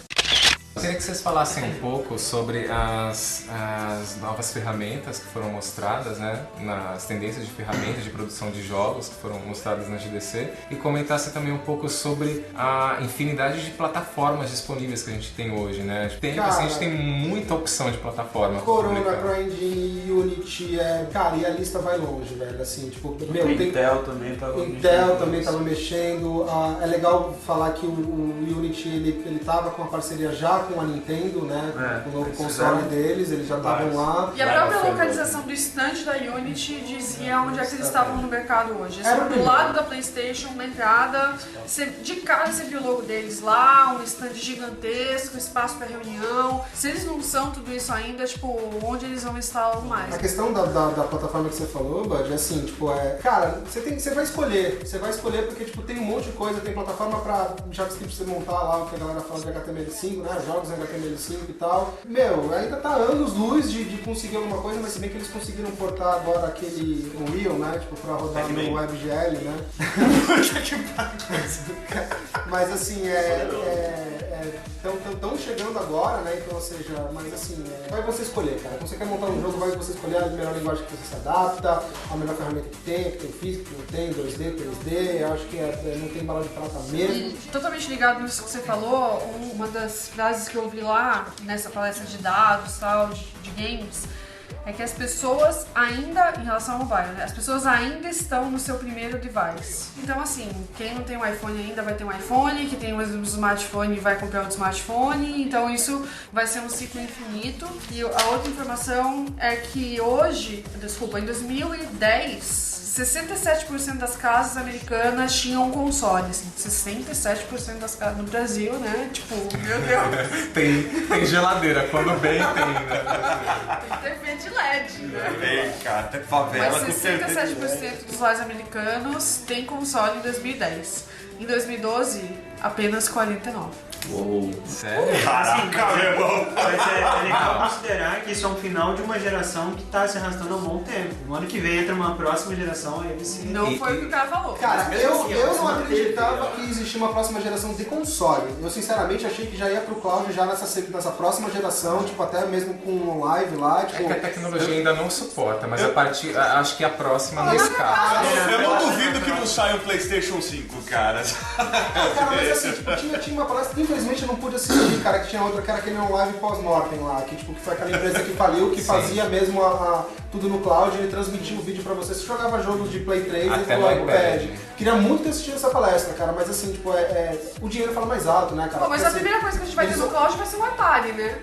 Na minha casa, na minha conexão, Assim, é o cara, Atari. eles Não lançaram, sabia, eles cara. lançaram Não, um eu joguei isso. Eles estão com o console e a próxima coisa que eles estão querendo acabar agora estão fazendo um sistema que não vai permitir mais a troca do jogo, né? Então, ou seja, tipo, eles estão querendo cercar para todos os lados por uma mídia que já tá falida, né? Então, assim, tipo, ela vai morrer, isso é fato. Então, eles estão fechando tudo, todas as portas e estão falando, meu, vamos consumir isso aqui até onde der dinheiro. Mas essa pesquisa que ele falou aí, essa porcentagem diz respeito aos consoles em uso. Console nos lares americanos, coisas não o Atari de 1980 que tá lá decorando a estante. Porque esse número baixou, o Xbox deve O continuar, pessoal, só que não deve estar sim, sendo mais não usado. tá, O exatamente. cara tá usando o videogame, tá usando o PC, ou tá usando o celular dele, é tablet. Exatamente. O contrário Entrou entrou. agora. E as mulheres já são maioria, 53%. Tem até uma piada que ele fez assim, que chega um menininho todo com cara de gamer hardcore e a mãe dele passa mais tempo do que ele jogando porque ele vai pra escola, a mãe dele não. Muito bom. Mas assim, também voltando também na questão da plataforma, que existe um monte e tal, é legal ver que também as ferramentas para a construção de um game AAA estão sendo disponíveis já para estúdios menores. Tinha um stand lá que chamava OptiTrack, que era as câmeras para captura, né? Incrível. É incrível, assim. Sabe aquelas velhas bolinhas, né? Tipo, Motion presas capture. no campo, motion capture, mas assim, tipo, não tinha fundo verde. Legal que você via que as pessoas passavam e falavam, não tem fundo verde, né? Não tinha. Então ele estava dentro de um cubo, onde no topo do cubo e na base do cubo tinham as câmeras, e ele mexia o dedo e no projeto 3D lá, o boneco mexia a porra do dedo. Então, assim, tipo, era perfeito a captura. Fantástico. As câmeras elas variavam de $5.000 a $500 para a mais barata, de 6 a 8 câmeras necessárias para fazer uma captação legal do motion. Assim. Então, assim, esse poder chegando para os estúdios menores é uma coisa que vai possibilitar aí, tipo, a galera construir jogos realmente foda, fazer interpretação com atores e tudo mais. Tipo, tinha muito captura de face, né? Tipo, então, ou seja, tipo, de você chegar, ele já sabia quem você era, já sabia se você estava triste, estava feliz. Então, assim, tipo, era pegar todos esses ganchos, todas essas tecnologias que hoje já estão acessíveis e é como você vai conseguir montar o seu jogo usando isso. Da mesma forma que hoje a maioria dos dispositivos tem um acelerômetro, tem um GPS, que não sei o que, tipo, você vai ver agora os videogames já com captura de movimento já, tipo, a Kinect a gente já vê aí, mas agora melhora, agora captura de face mesmo, vai saber o seu estado emocional para te apresentar alguma coisa diferente, vai ligar pra internet, sabe o que você É difícil de dizer. Lá mesmo eles estavam demonstrando e as filas eram enormes, eu não consegui testar, o óculos VR, aquele óculos VR que foi colocado no Kickstarter. De realidade Então virtual. estava em demonstração. E aí, fazendo aquelas misturas de tentar predizer o futuro, você já conseguia ver lá em São Francisco, dentro do evento, pessoas utilizando o Google Glass. Aí você pensa, putz, se misturar essas duas porras, será que eu vou conseguir jogar um jogo no meio do metrô, que nem um retardado? Você vai com aquelas coisas loucas. Então, assim, é difícil de prever isso, mas é muito louco. Deixa eu só falar do Kickstarter, como a Alice falou, e tipo, foi um negócio que a gente não falou em nenhum momento, mas aqui era algo que estava muito falado, assim, né? Que o Danilo falou que cada vez mais tem ferramenta disponível, com não sei o que, e blá blá blá. Beleza, só que não adianta ter ferramenta disponível e não ter dinheiro pra bancar a equipe, né? Isso é algo que também foi muito falado e tal. E numa página de Kickstarter, eles colocaram assim: quando você quer fazer algum projeto, você pode ir pra um publisher, bater na porta, que também os publishers de mobile e tal, eles não querem investir, a não ser que você já tenha, não sei também, porque a gente não chegou nesse ponto, mas diz no mercado que quem é publisher de mobile só investe algum tipo de dinheiro, e ainda assim é muito pouco, quando você já tem um histórico muito grande. Mas se você quer desenvolver um projeto, ou você vai para um publisher, ou você arruma um patrocinador, etc. Ou você arruma venture capital, ou você vai para um banco, né? Sendo que ele riscou lá O banco. né? Não façam peça isso. empréstimo Exatamente. pro banco, E vamos combinar que Banco assim, é a muito. cultura de capital de risco, investidor anjo no Brasil também é algo meio iniciante se a gente for comparar com essa aura lá em São Francisco.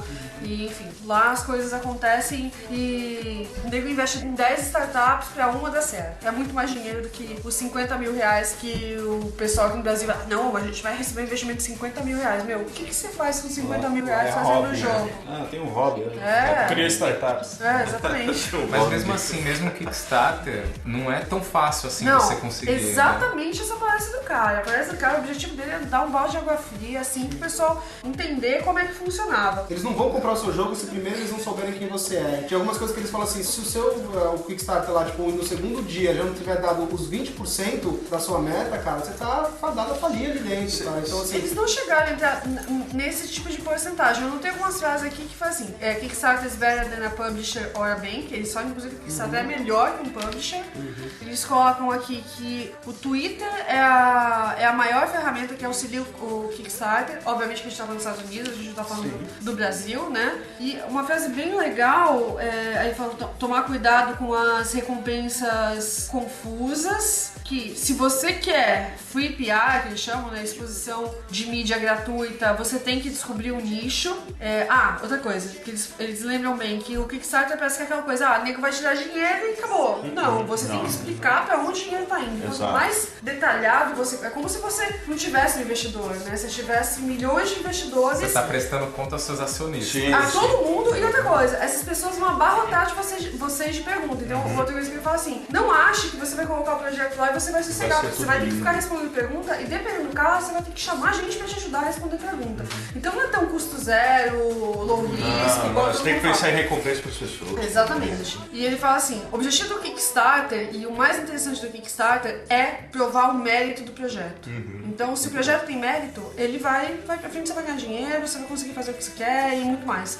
Se o projeto não tem mérito, desencana dele porque o Kickstarter é uma grande prova, assim. Eu vejo muito o Kickstarter, assim, pensando nessa lógica, como algo, tipo, você precisa ter um público e eu vejo que muito assim, tipo, você faz alguma coisa em que as pessoas acreditam, né? Tipo, fizemos tal coisa, as pessoas falaram, bacana. Você tem que ter uma lança certa um segundo reputação, projeto né? dentro do Kickstarter, as pessoas que gostaram muito daquilo que você fez te dão um dinheiro e aí evita tanto assim esse mar de perguntas, essas coisas tanto que a todas gente e tem tal. hoje Você tem uma base. na verdade, né? hoje nós temos muitas personalidades de jogos fodas e saindo dessas empresas fodas, vindo pro Kickstarter já com aquele histórico, tipo, puta, é o cara daquele jogo lá. que veio pra cá. Exato, te dá uma credibilidade, aí você alia a tua credibilidade, aí, tipo, um bonequinho, uma coisa que você lança junto, cara, acabou, né? Nego acha pira foda, né, cara?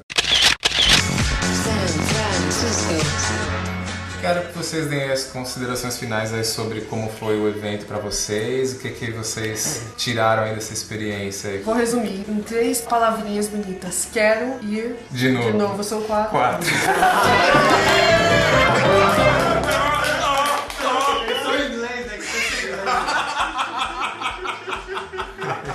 Maurício. Eu emendo no que a Lud falou. A primeira vez foi pra sentir o ambiente, foi pra começar a estar inserido, do mesmo jeito que a gente criou uma produtora, a gente desenvolveu o primeiro jogo, a gente teve o mérito e a sorte de conseguir um publisher, a gente também teve na primeira vez um evento desse tamanho. Ano que vem a gente vai estar com esse jogo publicado, a gente vai estar com outros jogos publicados, a gente vai estar sabendo muito mais, a gente vai conseguir tirar um melhor proveito daquilo tudo. A gente vai estar rico. A gente vai ficar rico. Comendo tomate todo dia. E eu mantenho o que a Lud falou, eu quero voltar, deu pra aprender muito e eu quero voltar. Beleza. Diga pra gente aí, Fábio. Cara, foi uma das melhores experiências de vida assim que eu tive. Sim. Realmente. Rolou vários outstanding lá. Foi foda, assim, cara. Foi demais, assim. Gostaria muito de voltar pra lá, mas aí já com alguma, como o Maurício falou, já com alguma experiência. Portfólio, já. Porque eu acho que foi um choque, assim, tipo, puto, o negócio é assim. Na próxima vez talvez já não tenha tanto esse choque, mas foi realmente um choque, assim, extremo. Assim. O choque ano que vem vai ser você palestrando sobre o nosso jogo. Tela azul. Diga aí, Danilo. Cara, é bem o que o Fábio falou, assim, eu pelo menos a minha visão que eu tive, assim, tipo, teve muita coisa boa e nova, mas assim, foi também do tipo, não estamos tão longe, né? Não é um universo assim inalcançável, assim, acho que a parte que o Fábio falou que da despreparação, eu concordo, assim, nossa, como era novo, porque a gente ainda não lançou o nosso jogo, né? Então, assim, a parte de monetização realmente foi uma coisa que a gente olhamos números, né, e vimos coisas e falamos assim, caralho, o mercado é assim, entendeu? Talvez a gente estivesse mais preparado se o jogo já tivesse lançado, a gente estivesse vendo o retorno do jogo, talvez a gente olharia com outros olhos. E, claro, a volta vem mesmo para mais maduro, né? Acho que já com o jogo lançado, tipo, começar a enxergar aquilo com outros olhos e aprimorar cada vez mais, porque o mercado a cada momento está mudando, a cada hora parece uma ferramenta nova, hoje é uma coisa, amanhã é outra, então assim, tipo, vamos mudando junto e vamos aprendendo coisas novas, né? Tipo, que vem GDC 2014. Tem tudo pra aprender ainda. E nenhum dos três falou que a gente passou 21 dias juntos e ninguém se matou. É sensacional, cara. Ninguém se matou. Não vou citar a lua de mel pro Paulo. Melhor não. Que delícia, velho. San Francisco. Batalha Binária. Chegamos então agora ao momento da Batalha Binária aqui no nosso Mochila Cast 3, dentro do nosso tema de desenvolvimento de jogos e dos eventos que o nosso pessoal participou aí. Então o primeiro tema da nossa Batalha Binária é iOS ou Android? Gabriel Caires. Já fui da força do iOS, mas eu acho que o Android tem crescido bastante e eu acho que em 1 ano, 2 anos já... Android, então, primeiro voto. Vitor Freund. Eu acho que eu vou ficar com o médio. Fica com médio. Fica comigo, fica com médio. 2 votos para o Android. Ludmila Rossi. Eu sou obrigada a usar iOS. Então, seu voto é para o iOS. Modo de sobrinho. Fábio Paes. Putz, cara. Cara, acho que atualmente iOS e no futuro Android. E agora, seu voto vai para quem? Agora por um ponto em cada um. Vamos pensar no futuro. Mais um votinho pro robô. Danilo Costa. Tem que explicar? Não. Vai ser, vai o iOS, mas pela estrutura hoje. Não, tem mais. Não, vai pro iOS bosta justamente você. pela estrutura que eles fornecem para desenvolvimento de aplicativos, enfim, pela estrutura de empresa que tem, o código e tudo mais. Muito bem. Maurício Matias, será que a gente adivinha a resposta dele? Você acabou de quebrar a cara.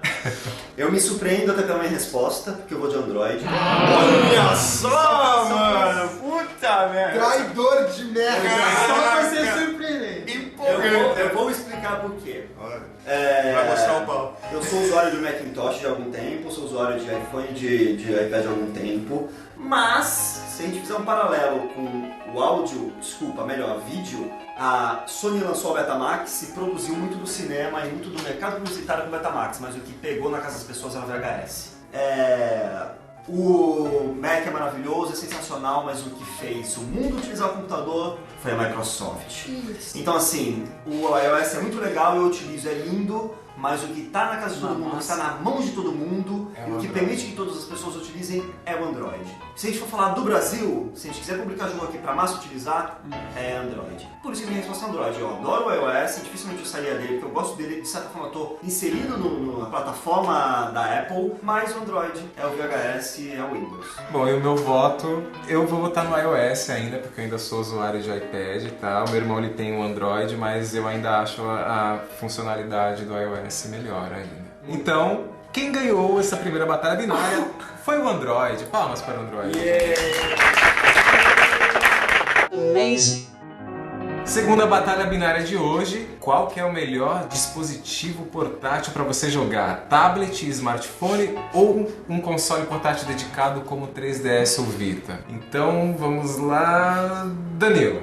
Pra jogo, né? É. Cara, sem dúvida o console portátil, porque ele foi feito pra isso. Então acho que os jogos pra mobile eles são feitos ali, tipo, adaptados pra várias funcionalidades. Acho que o console mesmo portátil ele é feito pra jogo. Então, sem dúvida nenhuma, por processamento, por controle, por tudo. Console portátil, Console portátil. um voto. Maurício? É uma resposta difícil, porque a gente está falando de categorias de game, então uma infinidade de tipos de game é o celular. Não digo tablet, porque o celular está no bolso das pessoas o tempo todo, inclusive das crianças. inclusive com o iPod. Mas se a gente tá falando de game mesmo, com um conceito mais da gente que já joga jogos há algum tempo, eu concordo com o Danilo. É uma plataforma específica disso, é um PS Vita, que por sinal tive a oportunidade de comprar lá, é uma puta plataforma, não tem muitos jogos ainda, mas o negócio é animal. Fábio Paes. Putz, cara, eu vou no Apple de novo. Pra mim depende. Eu acho que depende do tipo do jogo, cara. Mas enfim, se for pensar em jogos e de qualidade, caramba, eu acho que uma plataforma desenvolvida especificamente pra isso tende a ter meu voto. Mais um votinho pros videogames portáteis. Ludmilla. Tablet, porque eu não tenho tempo de trocar cartuchinho. Muito bem. Vitor Freund. Eu vou ficar com o Vita também, cara. Pensando nessa questão de jogo e tudo que a gente gosta, acho que é isso aí. Gabriel Caires. Acho que os consoles são melhores. Eu voto nos consoles portáteis também. Realmente eles permitem jogos muito mais complexos e mais possibilidades. Ainda, né, que cada um tem aí as suas vantagens e desvantagens. Thank you so much for playing my game. Terceira batalha binária de hoje. Flash ou HTML5 para games? Gabriel Caires. Pra mim, sem dúvida, o Flash é muito melhor para jogos, por otimização de recursos, por uma série de fatores que não adianta tu querer fazer um jogo só por uma tecnologia que é hype, não tendo vantagem praticamente, não faz sentido, assim. Não é à toa que 95% dos jogos do Facebook são em Flash. Muito bem. Fábio Paes. Eu acho que é os dois.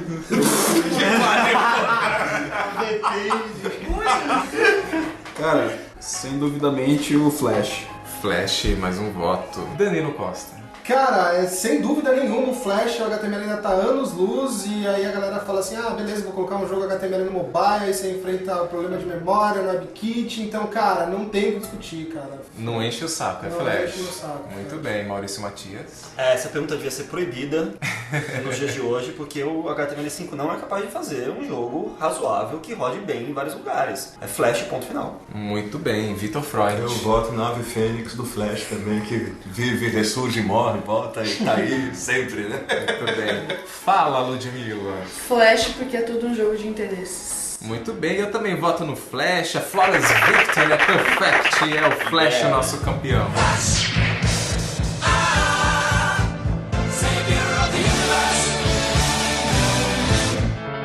Pra terminar a nossa batalha binária de hoje, então, acho que essa daqui, hein, vai provocar uma certa polêmicazinha. GDC ou E3? Vitor Freund. Você me manda pras duas que eu decido. Vamos fazer um jabá e botar na GDC, é isso? Só pra me levarem no ano que vem. Me leva, gente! Me leva Brasil. Hashtag me leva. Gabriel Caires. Como fã de jogos, E3 é melhor. Muito bem. Ludmilla Rossi.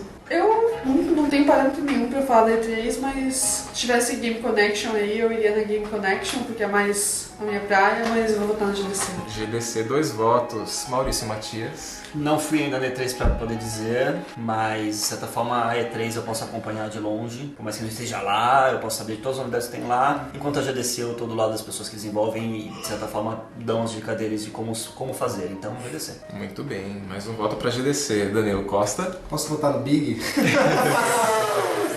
Cara, se eu não posso votar, que fique o meu pedido para voltar mais um, tá? Porque o evento do ano passado foi sensacional, do Big do Brasil. Galera do Brasil, vamos investir, vamos exigir que tenha outro, porque tipo, o evento foi muito foda. Abriu portas. Abriu portas e assim, um evento gratuito que, você não vê em qualquer lugar, tá? Então assim, um evento muito, muito bom, mas se é pra escolher entre os dois, eu fico pela GDC só pelo fato de já ter ido. Então assim, acho que o que eu vivi lá foi muito forte, que me faz votar nele agora. Mais um voto pra GDC e hashtag Volta Big, né? Volta Big, né? Volta Big. O Big foi organizado por algumas empresas e tal, mas acho que fica o apelo aí pra 44 Tons, que foi uma das principais organizadoras, pra não deixar o projeto morrer. Por favor.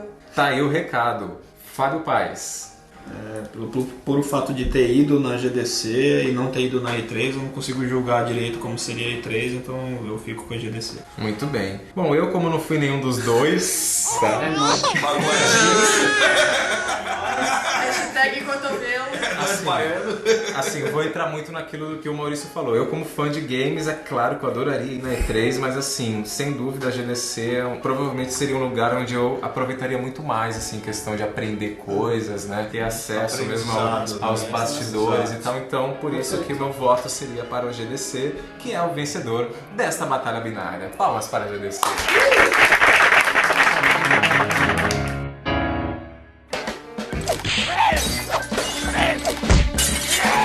Mochilada. Hora da mochilada aqui no MochilaCast 3. Vamos agora então dar aqui os nossos pitacos, a nossa revolta sobre alguma coisa que nos incomode muito. Maurício Matias, diga pra gente. Facinho a Microsoft pelo seu update no Windows 7. Eu fico imaginando empresas que deixam sua atualização rodando, onde todas as pessoas ficaram paradas, e quem é leigo não sabe o que fazer e não tem o que fazer porque não tem o próximo update visto que o Windows não entra. Então, Microsoft. Cagada da Microsoft. Danilo Costa. Nossa queridíssima, ilustríssima Marta Suplicy por ter feito a burrada de falar que game não é cultura. Então acho que Toma, que safado! pariu! A Marta que já veio colecionando pérolas horrorosas, né, cara? Relaxa e joga, Marta. Vamos lá. Eu acho que enquanto a gente não considerar game cultura e ter tipos de incentivo do governo assim, eu acho que vai ficar mais difícil andar. Então, enquanto a gente conseguir embarcar o game dentro dessa onda aí, onde tem um dinheirinho a mais, que não é muito, mas tem algum dinheiro lá, vai se tornar um pouco mais fácil. Lá no GDC, em diversas palestras, eles falaram muito sobre como o jogo influencia na educação e falaram também várias vezes assim, tipo, a construção de games específicos para educar. Né? Então, assim, eu acho que, tipo, enquanto lá eles já estão pensando nisso, aqui nós estamos indo no caminho contrário, né? Então, assim, vai ter que sair lá primeiro pra provar que é bom, pra ir aqui a gente mudar nosso, né? Como tudo, nossa né, postura, cara? pra falar, vem de lá, é que bacana, foda. veio de lá. Então, porra, mano, acorda, velho. Exato, cara, tem mais atitude, né? E mais alguém com mochiladas? Eu queria falar uma. Fique à vontade. A casa é sua? Claro. Eu teria de falar duas, assim, tipo, como a mídia fala mal das pessoas que morrem, cara. Tipo, é impressionante, assim. Uma foi a morte do Chorão, né, que não precisa nem comentar, quem é da imprensa viu coisas horrorosas. O Renato, ele já falou disso, Falou? né? Mas ele falou bem subliminar, né, cara? Uma coisa que eu queria falar que não tem nada a ver com o tema aí é do sensacionalismo da imprensa com determinados assuntos e tal. Fica o recado aí. Quem é sabe. Quem é sabe. Quem é sabe. Viu, Sonela? Mas ele falou bem subliminar, né, cara? Tá, então beleza. Então, essa é uma. E teve uma dia 4, que foi o Roger Ebert, que morreu, não sei se todo mundo viu, mas o Roger Ebert é um puta cara que era muito famoso pela questão do cinema, né? Ele é mega crítico de cinema e tal. Mas ele falou uma vez que não via função nenhuma no Twitter. Ele soltou essa frase, né? Como todo guru e pessoa midiática, e a galera desceu o pau no cara. Só que depois que ele morreu, os portais tal, tipo Mashable, começaram a publicar artigos sobre o legado digital do Roger Ebert. Assim, sei lá, acho que são poucas pessoas que têm a bagagem pra criticar uma ferramenta ou não como ele. Assim, quem puder, procure esse artigo, que é o legado digital do Roger Ebert, que é um artigo, assim, sensacional. Então a mochilada é pra quem critica o Roger imprensa sensacionalista e escrota que depois que a galera morre, ou condena o cara ou torna o cara santo. Cara, depois que todo mundo morre, você pode falar o que você quiser, né, cara? Exatamente. É foda isso, né? Nossa, meu Deus, se o Edir Macedo tivesse falado tudo aquilo. E vendeu pra caralho, né? Tipo, cacete, como pode uma biografia? Falando de Edir Macedo, então tá bom, minha Marcos Feliciano. E é isso, cara. Sem mais, sem demandas, é pra esse cara aí, cara. Não vou falar nada. Mamilos. Não vou falar nada, mas a minha vai pra esse cara.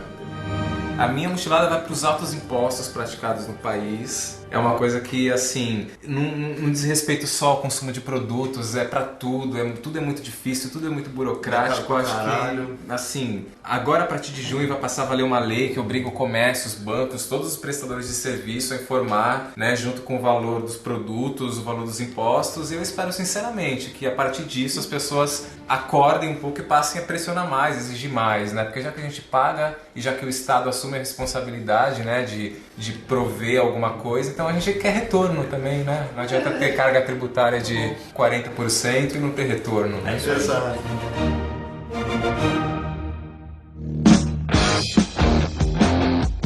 Muito bem, pessoal, estamos chegando então aos momentos finais aí desse terceiro programa do Mochila Cast. Muito obrigado a todos que participaram do programa de hoje. Gabriel Caires. Valeu, foi muito legal estar aqui discutindo principalmente o que é AAA.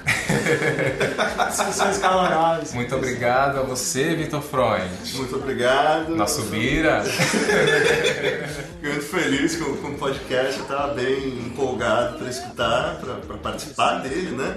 E, cara, esse negócio do Pacuyo me deixou muito, muito feliz, assim, das pessoas verem game também como uma coisa de, sabe, mais cult e tal. Uma forma de expressão. Muito, muito foda. Isso foi sensacional, assim.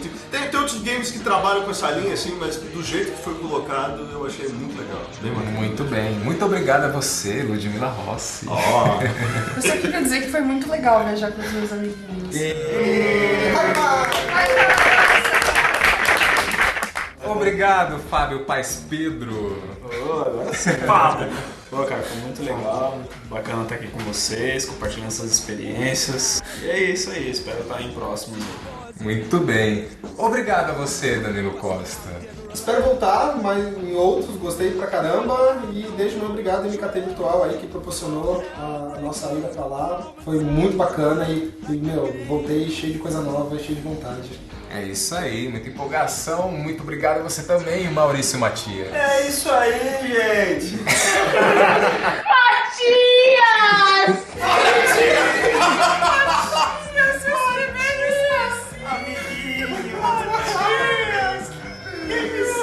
Maurício, sai da sala!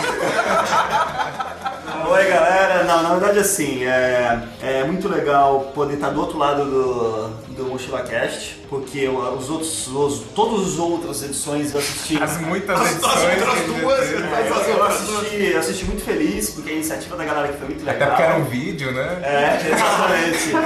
Eu dou os parabéns pra galera toda que organizou, mas principalmente pro Bud, que é o cara que edita e dá um Palmas pro Bud, e agradecer a toda a galera que tá aqui, porque a gente tem um time muito foda e estar aqui gravando é muito prazeroso. Então, muito obrigado a você que ficou aí ouvindo a gente esse tempo todo. Você já sabe, você pode curtir a gente lá no Facebook, você pode mandar mensagens pelo Twitter, manda um e-mail também, mochilabinaria@gmail.com.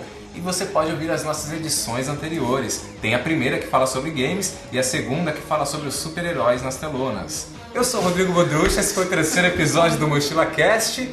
Valeu!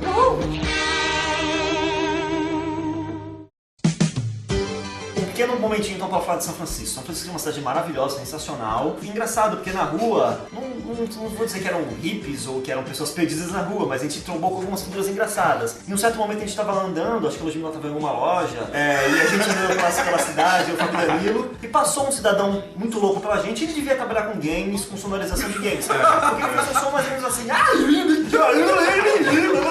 do nosso lado. Ele não tava tirando sarro, ele tava fazendo esse som. Vocês conheceram Tasmania, né? Se perdeu o emprego e tá até hoje pra mim. Foi demais.